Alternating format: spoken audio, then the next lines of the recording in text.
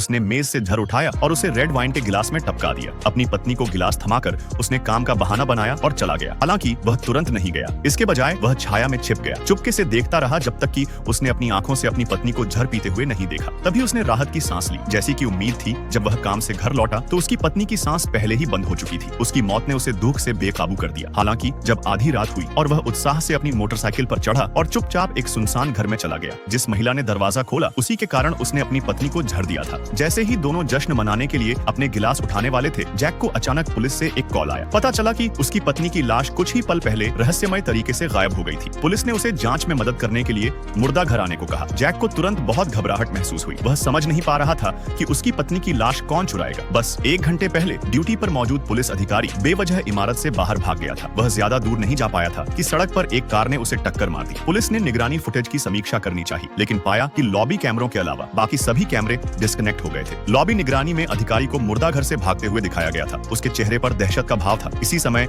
Jack की पत्नी की लाश बिना किसी निशान के गायब हो गई। अब अधिकारी अस्पताल में बेहोश था और वे उससे कोई उपयोगी जानकारी प्राप्त नहीं कर सके। बेशक पुलिस अलौकिक स्पष्टीकरण में विश्वास नहीं करती थी। उन्हें तुरंत संदेह हुआ कि किसी ने शव चुरा लिया है। हालांकि इस घटना के सामने जैक का व्यवहार आश्चर्यजनक रूप से शांत था। उसकी पत्नी की दोपहर में मृत्यु हो गई थी और उसका शरीर उसी शाम गायब हो गया। जैक न तो दुखी था और न ही क्रोधित। इस असामान्य व्यवहार ने पुलिस का ध्यान आकर्षित किया। इस बेहद सस्पेंस वाली फिल्म का नाम the mystery of the female corps है।